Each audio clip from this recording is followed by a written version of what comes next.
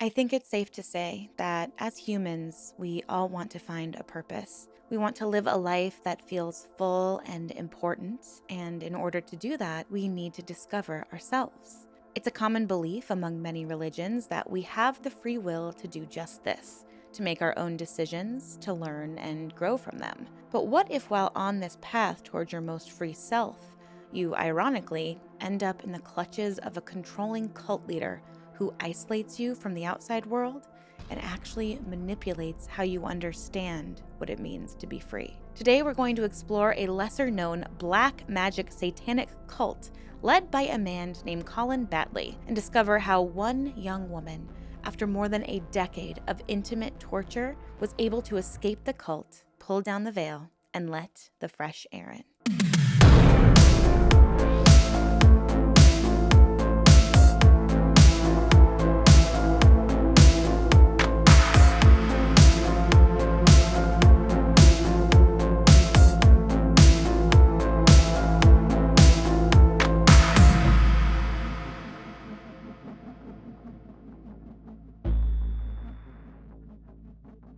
Hello, everyone. Welcome back, or welcome if you're brand new. My name is Erin, and I'm fascinated by all things true crime, cults, and unique spiritual practices. I like to call Tuesdays True Crime Tuesdays. That's the day I cover a true crime case. And on Spiritual Saturdays, I explore a cult or a spiritual practice or group that I'm kind of curious about. I'm also a big fan of alliteration, if you couldn't figure that out already.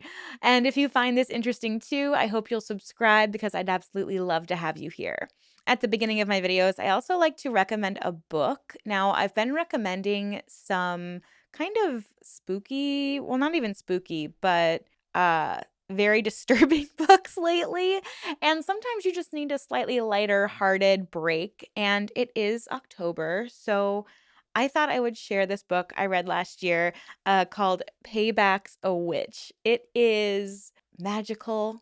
It's exciting. It's fun. It tells the story of a witch who comes back to her town and kind of has a run in with an ex of hers and then meets one of his exes, and they kind of start deciding to pull one over on him. And without giving anything away, it gets a little sexy in like a queer way. So if that's something that you're interested in, it was actually incredibly entertaining. It was a really fun read. So I highly recommend that. It's something a little more lighthearted, but still fits to the overall theme of the month. Now, this case is not so lighthearted, and it was really difficult for me to research. Now, I don't know if it's because I'm in the US, so it's kind of harder for me to research a case that's based in the UK. I might not have access to certain IPs, or if there's just not a lot publicly known about this group, but I've done my best to research and I provided all my resources in the description box below if you get a little more curious. And I'm also going to be adding a lot more of my own speculation this time and some opinions to this episode because some questions I just couldn't find answers to. And honestly, I just couldn't help but speculate a little bit. So I'm looking forward to seeing what you guys all have to say about this case in the comments down below. I'd also like to note that the names of the victims have been changed to protect their identities, as some of the perpetrators have actually been released from prison.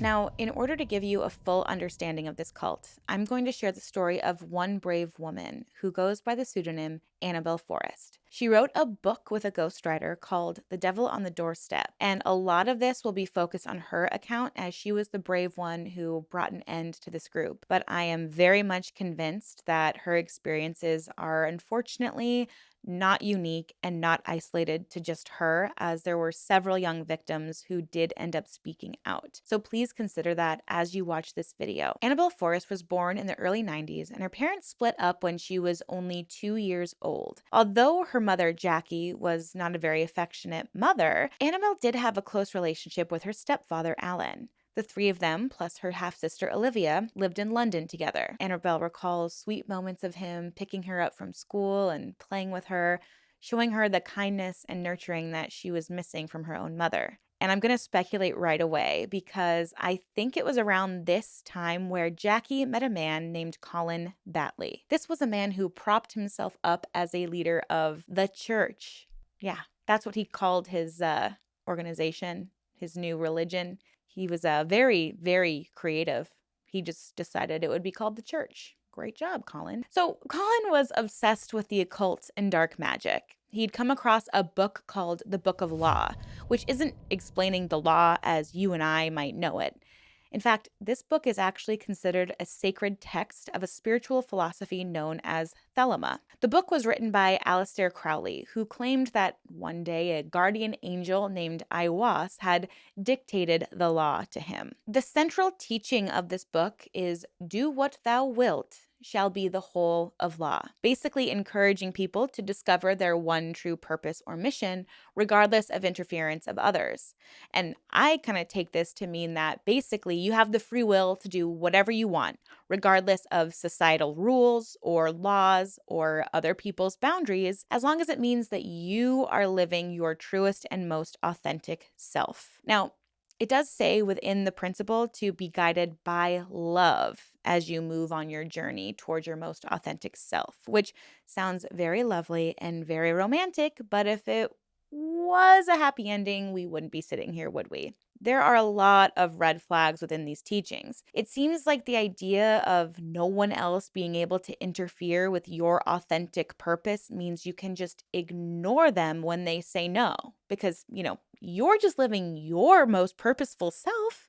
So you can do whatever you want because there's literally no repercussions. You have to live your most authentic self, no matter if you break laws or harm other people. There were also some concerning themes in the book, like sex with absolutely anybody being encouraged, regardless of age or familial boundary, and prostitution being admired, and if you can believe it, RAPE, a word I cannot say on this platform, leading to quote unquote passionate and permanent attachments. So I'd say this is incredibly concerning and very creepy, especially considering that this is all considered to be sacred teaching. There was also a lot of Egyptian imagery and themes, as well as an emphasis on the Eye of Horus being a protective symbol. There was also this expectation that women would need to look like Cleopatra, the dark makeup, the embellishments, the whole nine.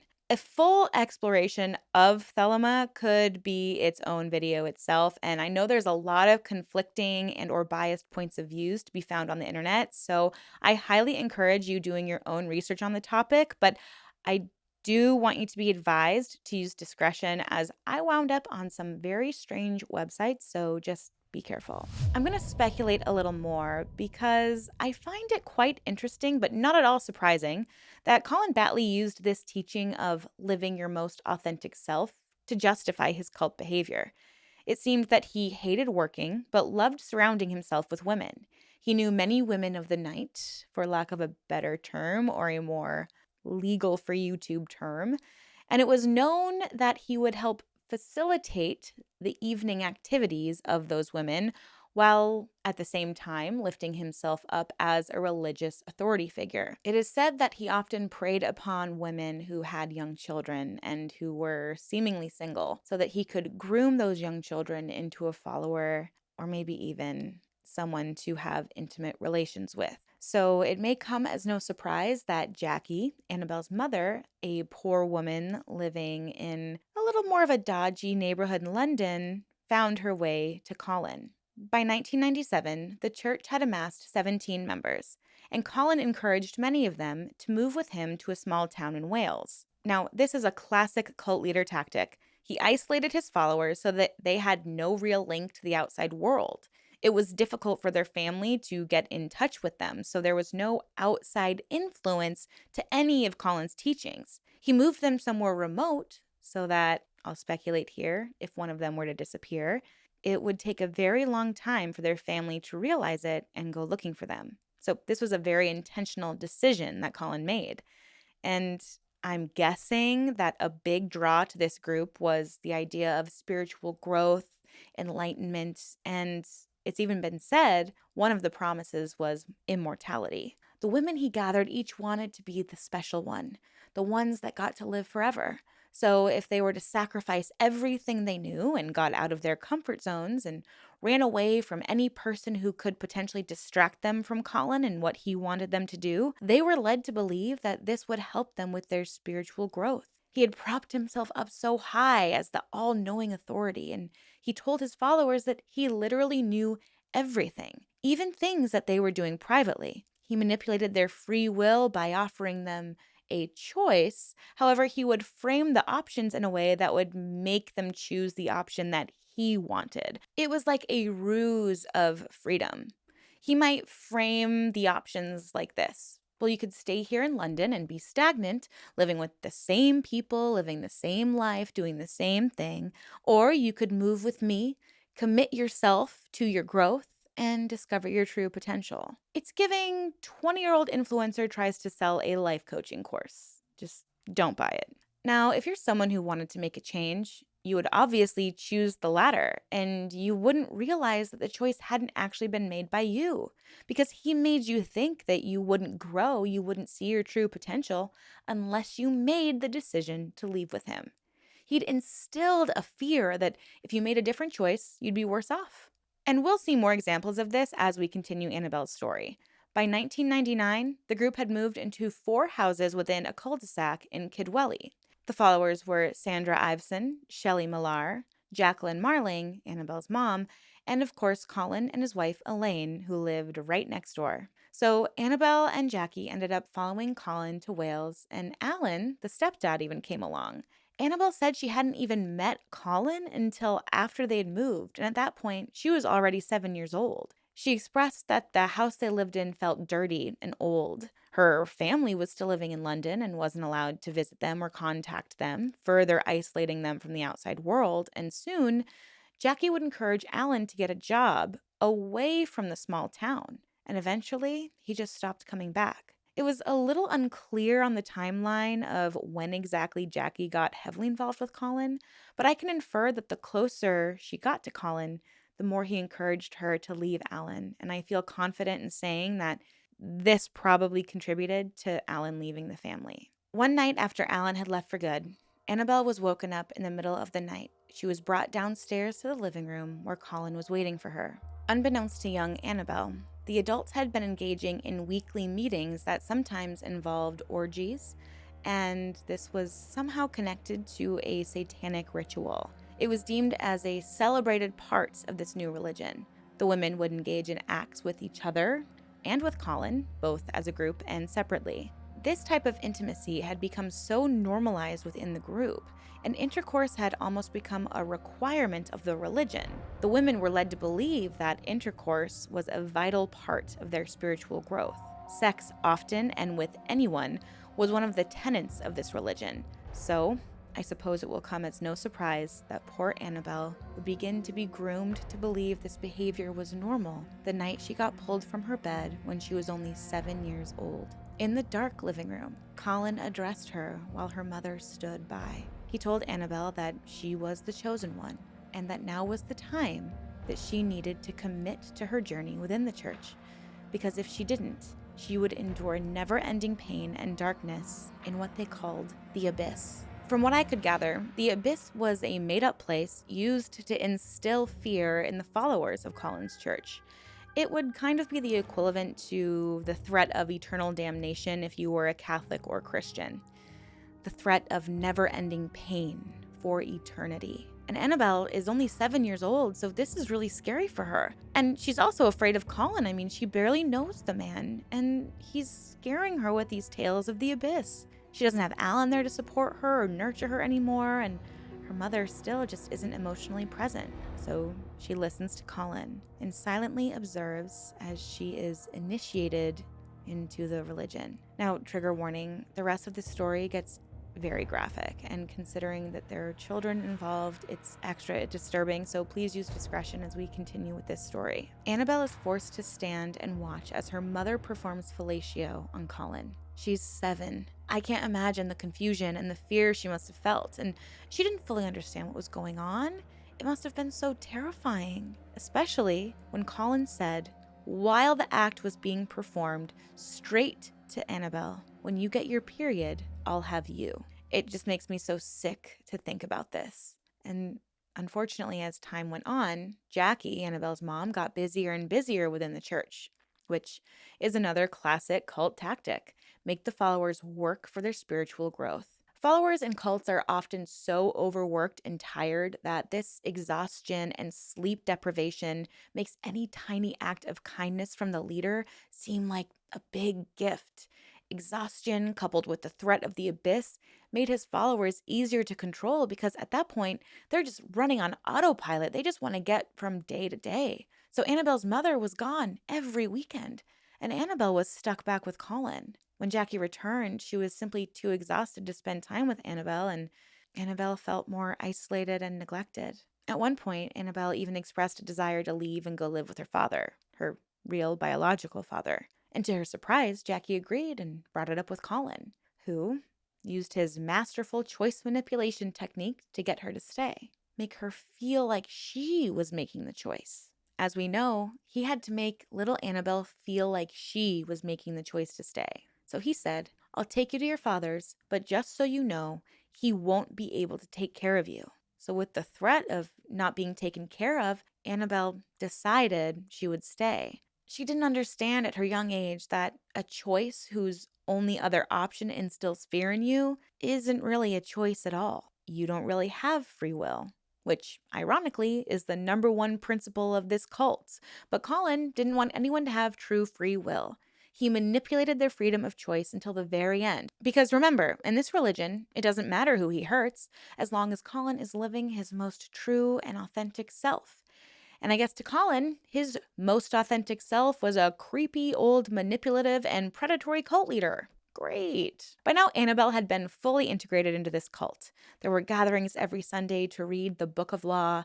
Egyptian imagery and art filled the homes of the cult members, which was obviously scary for young children to see. And as a way to show devotion, the female members got the Eye of Horus tattooed on them as a symbol of being protected by a higher entity and as a symbol of devotion to the cult. Sound familiar? Well, it's been speculated that Keith Raniere himself, the founder of the NXIVM sex cult, may have been inspired by this cult. But I mean, that's not proven, but it has been speculated. Like Keith Raniere, Colin began keeping his own secrets. And when he was questioned, he implied that their little church was a part of a larger secret organization. If anyone questioned him, he would simply respond with, "That's part of church secrecy," as if it was confidential information that only a certain high rank within the church was allowed to know. He wouldn't allow anyone to watch news, movies, and if anyone in town asked him questions, he encouraged his followers to tell them that they were Mormons. Yet another classic cult tactic. We've spoken on my channel about Stephen Hassan's bite model before. It's the 4 tactics used by an authoritarian ruler or entity, and Colin is really using all of them. He's trying to control everyone's behavior, information, thoughts, and emotions. Here we're seeing information control. He's isolating his followers from any outside influence or questioning, because if they don't have any other information that could tell them what they're doing is wrong or isn't normal or might not even be legal, he can keep pulling the strings on all of his followers. Now, within this story, we've also seen him use behavioral control and emotional control with his choice manipulation. But perhaps the most concerning of all of this was thought control. All familial rules and boundaries had been stripped away. There was no boundary between what was appropriate behavior between an adult and a child. So when Annabelle was 11 and Colin snuck into her bed, she didn't really have the option to say no to him. Colin called these little evening visits he forced upon Annabelle tests, and implied that if she performed well during these nightly tests, it would help her rise up within the church. These acts became something she had to do if she wanted to become a real member of the church, which her entire life had been tied to at this point. Her and her mother had been involved since she was 7 years old. It was all she knew. He kept presenting her with what experts call the semblance of choice, where she believed she had a choice, and it was to sleep with Colin or basically be on her own. At 11, what other choice did she have? These tests occurred almost every night for nearly 3 years, and I just have to point out that we're just focusing on one victim's story. There were several other children who were treated this way, and I can't imagine the fear and the suffering they underwent. It's horrifying, it's disturbing and disgusting that this not only happened to Annabelle, but multiple other young girls and boys. And if you can believe it, it's about to get much, much worse. When Annabelle was 14, Colin decided that it was time she learned the ways of the Scarlet Woman.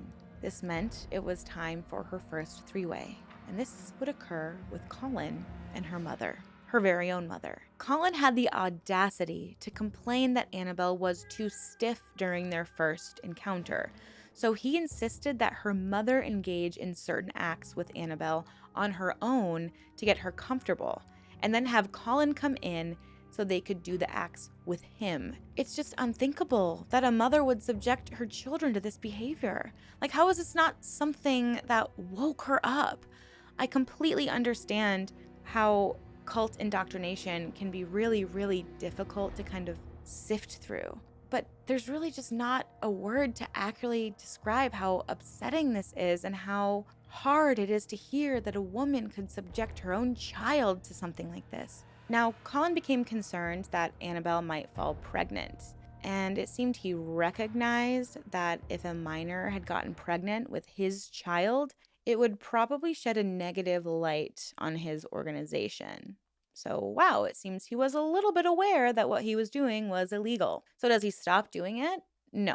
Instead, he forces Annabelle to engage in a relationship with a 19-year-old boy named Thomas. So if she got pregnant, they could just say it's his, which is strange because he's still technically over 18 and she would still be underage. I don't know exactly what the law in the UK was at the time, but in America, that's still very, very concerning. Well, guess what happened? Annabelle fell pregnant in 2007 and she was in love with the baby. She had felt so numb for so long.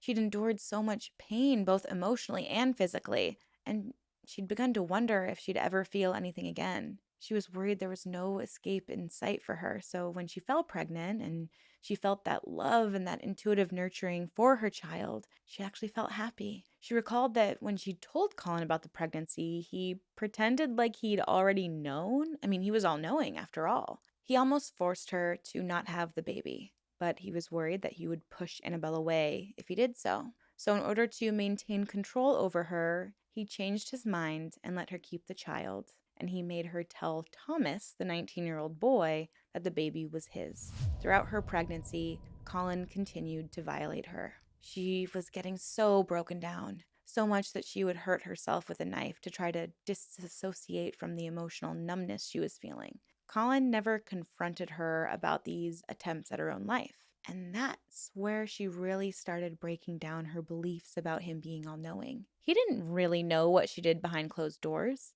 and she finally felt a sense of relief. When she had her baby in 2008, she was just overjoyed. She'd finally felt something. Love. She loved her baby, who she named Emily. But instead of letting her embrace that love and joy, 3 months after Emily's birth, Annabelle was forced to leave to go to work. Colin forced her to work at a brothel on the weekends called Paradise Lounge. She went with her mother and a few other women in the cult. And, this wasn't for moral support. It was for competition. Colin had been practicing something called divide and rule, a concept that promoted backstabbing among his followers. After all, only one woman could be the chosen one. And in order to do that, they needed to sleep with as many men as possible. At first, the holy number was 318 men. Then once the women hit that number, it rose to 618 and then 918. The women had been so broken down, so conditioned that they really thought their spiritual worth was connected to how many men they slept with. They kept tabs of the men and the acts performed by texting Colin after every single encounter in an effort to show their spiritual worth to him. But for Colin, this was actually a way to audit how much money the women owed them when they returned home. Because you see, he demanded that they give him all the money they made from their work. It absolutely had nothing to do with their spiritual growth. And Annabelle, well, she would end up sleeping with over 1,800 men. And when nothing changed for her spiritually, she really saw the cracks in Colin's grand plan. She couldn't do it anymore. She knew this would be her life forever, and she knew it would be the future for her daughter. She knew she had to find a way out. In 2009, she began devising a plan to run away. Every weekend, she'd hide money away, and she stopped telling Colin about each and every one of her clients so that he wouldn't notice any money was missing. Luckily, she had an ally in Thomas still, and in an effort to save their daughter Emily, Annabelle was able to convince him to go to a library, get on Facebook, and find the only person she could think of to help her stepfather, Alan. Alan luckily agreed to help her. One night, he drove to the cul-de-sac and picked up Annabelle and Emily. Thomas would follow soon after. Annabelle was shocked by Alan's kindness and gentleness. She'd never been treated so well by anyone before. He was the father she never really had. And when Thomas arrived, Annabelle was just completely drained, exhausted, and she had no desire to sleep with him. She'd endured so much trauma that she just couldn't bear it. And Thomas? Well, he got fed up with this and tried to get her to return to Colin and the cult. Luckily, she refused, and instead she just kicked Thomas out for good. A year later, she sought out an aunt, Aunt Kate. Kate was shocked at Annabelle's sickly, thin appearance, and Annabelle finally opened up to her about what had happened. She'd never told anyone before, and Kate was able to tell Annabelle that everything she'd experienced was illegal, violating, and that she needed to go to the police. She was a victim, and she needed help. Now, this made Annabelle spiral. I mean, she'd been so strong and so brave up to this point, and I don't think she fully understood the disgusting nature of the criminal acts that Colin was forcing upon her. And she'd finally escaped. She thought this was her salvation. She'd saved her daughter's life, and she just wanted to forget about it and take ownership of her own life. She didn't want to deal with the trauma she'd endured, so she began to self-medicate. She became very promiscuous because she wanted to take back control over her sexuality. She began taking drugs and drinking, and this led her to neglect her daughter. And Aunt Kate, well, she had to give Annabelle some tough love. She threatened to kick Annabelle out if Annabelle didn't clean up her act. She told her that if Annabelle couldn't be a good mother to Emily, then Emily would be taken away from her, and Annabelle left. But luckily, 3 days later, she returned because she really was in no place to handle it on her own. She'd become even more sick and thin, and Kate was concerned that she might have contracted HIV. I mean, she had slept with almost 2,000 people. But luckily, the test came back negative, and after this ordeal, Annabelle was finally ready to go to the police with her story. The investigation was long and challenging. Annabelle was questioned for days and still didn't fully understand the ferocity of the crimes that had been committed against her. The police actually had to explain to her how terrible what she'd gone through was. I mean, this is the power that cult indoctrination has.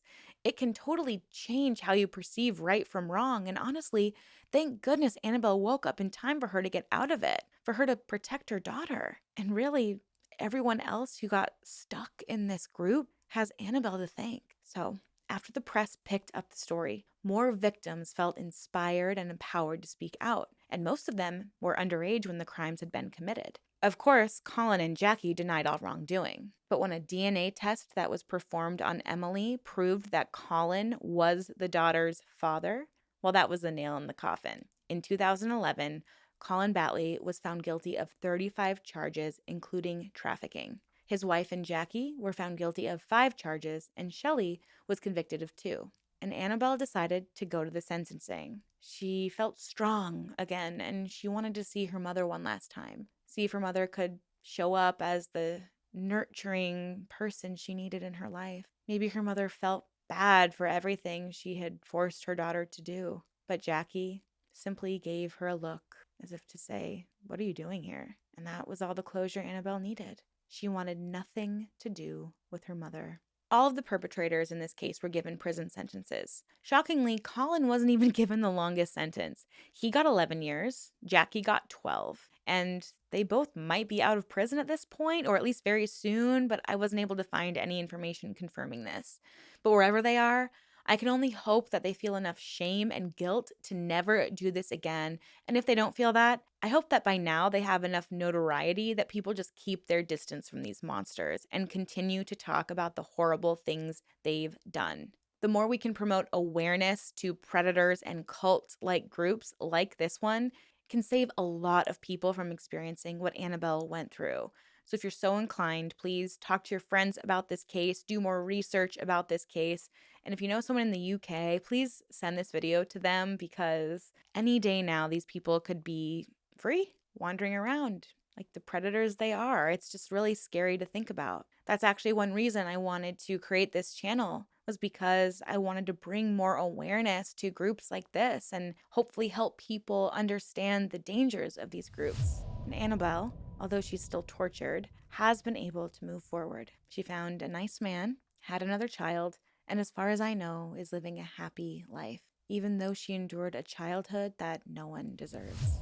Talking about any cults, but especially cults that involve children, is really challenging. And it's really difficult to try to understand how something like this can happen. The indoctrination of some of these groups is so meticulous and specific that it's just not as simple as saying, well, just stop going to that church or just don't do it anymore. And I know it's really difficult to be on the outside looking in because you want to just shake these parents awake and say, stop. Like, why aren't you seeing the red flags and getting out sooner?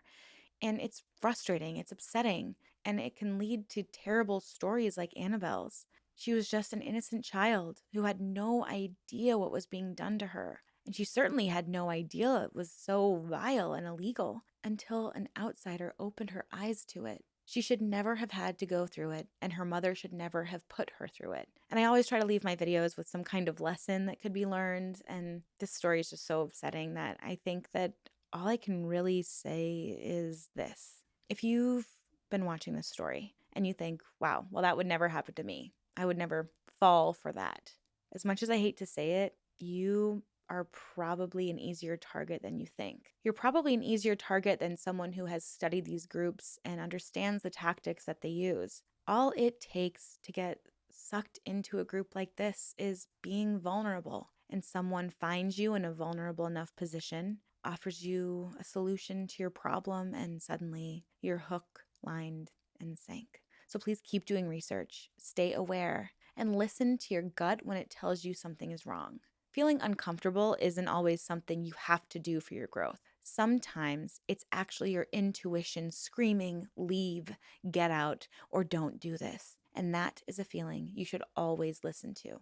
Thank you so much for watching. I'll see you soon. And in the meantime, ask questions, stay skeptical, and please stay safe out there. I'll see you in the next one soon. Bye.